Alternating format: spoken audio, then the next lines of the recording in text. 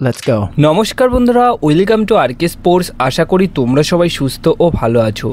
তো আজকে কিন্তু এই ভিডিওতে বেশ কিছু গুরুত্বপূর্ণ আপডেটস তোমাদের মাঝে তুলে ধরার আছে, তাই একটু স্কিপ না করে ভিডিওটা শেষ অবধি দেখতে থাকো। আর যারা চ্যানেলে প্রথমবারের মতো এসেছো তারা চ্যানেলটিকে সাবস্ক্রাইব করে রেখো, কারণ এখানে নিয়মিত তোমাদের প্রিয় দলের সব রকম খবর কিন্তু সবার আগে পেয়ে যাবে।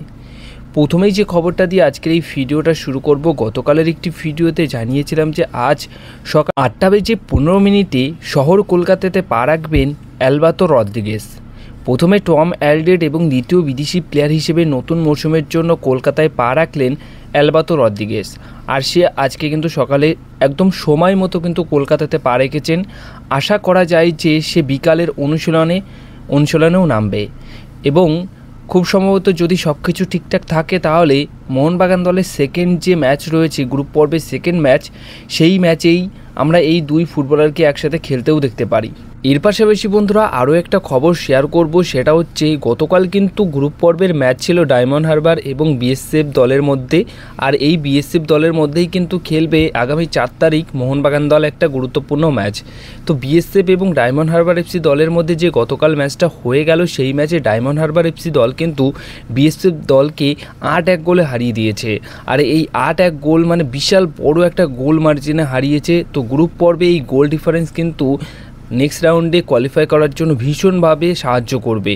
তাই আমার মনে হয় যে একদম বিএসএফ দলের এগেনস্টে কিন্তু মোহনবাগান দলের একটা কঠিন ম্যাচ হতে চলেছে। এই ম্যাচে অন্ততপক্ষে অনেক কটা গোল মার্জিনে জিততে হবে মোহনবাগান দলকে, না হলে কিন্তু ধরো কোনো অঘটন ঘটে গেল, শেষ ম্যাচে ড্র হলো, তাহলে যদি শেষ ম্যাচে ডায়মন্ড হারবার এফসি দলের এগেনস্টে ড্র করে মোহনবাগান দল, তাহলে কিন্তু গোল ডিফারেন্সে কিন্তু কোয়ালিফাই করে যাবে অবশ্যই ডায়মন্ড হারবার এফসি নেক্সট রাউন্ডের জন্য। তাই গোল মার্জিনটাকে কিন্তু বাড়িয়ে রাখতে হবে মোহনবাগান দলের।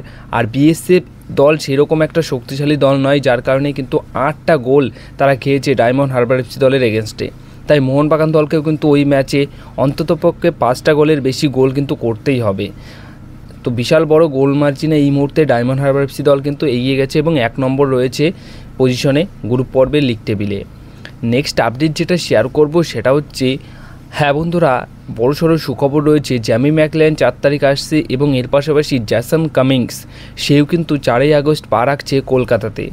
এবং একসাথে হয়তো ডিমিট্রি পেট্রাসও আসতে পারে, কিন্তু ডিমিট্রি পেট্রাসের কবে আসবে তা সেই খবরটা কিন্তু এখনও অবধি ঠিকমতো জানা যায়নি। কিন্তু এই কয়দিনের মধ্যে যখনই যদি কোনো আপডেট পেয়ে থাকি ডিমিট্রি পেট্রাস কবে আসবে সেটা নিয়ে তো অবশ্যই আপডেট শেয়ার করব। কিন্তু জেসন কামিংস সে কিন্তু 4 আগস্ট আসছে এবং জ্যামি ম্যাকলারেনও 4 আগস্ট আসছে। এবার কিছু প্লেয়ারদেরকে নিয়ে আপডেট শেয়ার করি। প্লেয়ারদের নিয়ে আপডেট বলতে যেরকম টম অ্যালডেড গতকালের প্রথম দিনের যে প্র্যাকটিস, সেখানে প্র্যাকটিস করেছে এবং প্র্যাকটিস ম্যাচ তো খেলায় টিম, সেখানে প্র্যাকটিস ম্যাচে টমকে কিন্তু প্লেইং 11-এ রাখা হয়েছিল এবং টম প্লেইং 11-এ খেলেছিল এবং প্লেইং 11-এ খেলেই সে মলিনা আর কি দল সাজাচ্ছে। তো আশা করা যায় যে টম অ্যালডেড সেকেন্ড ম্যাচ যেটা বিএসএফ দলের বিরুদ্ধে খেলবে সেটাতে খেলবে প্রথম থেকেই। শুভাশিস বোস কিন্তু প্র্যাকটিস করেনি, সাইডলাইনে ছিল ফিজিওর সাথে, তাই আশা করা যাচ্ছে যে আশা করা যায় এটা যে শুভাশিস বোস কিন্তু নাও খেলতে পারে, এটাই হবে হয়তো। এরপরে মানবীর সিংকে নিয়ে আপডেট রয়েছে। গত ম্যাচে পায়ে টান ধরার কারণে সে কিন্তু ম্যাচ খেলতে পারেনি। অনুশীলনে থাকলেও সে কিন্তু শেষ মুহূর্তে পায়ে টান ধরেছিল ম্যাচের আগে, যার কারণে তাকে কিন্তু খেলায়নি, কোনোরকম রিস্ক নেয়নি। কিন্তু গতকালের প্র্যাকটিস ম্যাচে যেহেতু সে খেলেছে, তাই আশা করা যায় যে নেক্সট ম্যাচ বিএসএফের এগেনস্টে মোহনবাগান দলের হয়ে কিন্তু মানবীর সিং খেলবে। বাদবাকি সবাই কিন্তু কম বেশি খুব ভালোভাবেই প্র্যাকটিস করেছে, তাই সব প্লেয়ারকেই মোটামুটি পেয়ে যাবে মলিনা নেক্সট ম্যাচের জন্য। শুধুমাত্র শুভাশিস বোসকে কিন্তু নাও পেতে পারে। আপাতত যে স্কোয়াড রয়েছে যারা এসছে এখন অবধি অনুশীলন করছে, তাদের মধ্যে বিএসএফ ম্যাচে কিন্তু শুধু শুভাশিস বোসকেই পাবে না হয়তো, আর অ্যালডেড তাকেও পেয়ে যাবে। এছাড়া অ্যালবাতো রদ্রিগেজ সে যদি আজকের অনুশীলনে যোগদান করে দেয় তাহলে হয়তো তাকেও কিন্তু নামাতে পারে বা তাকেও পেয়ে যাবে।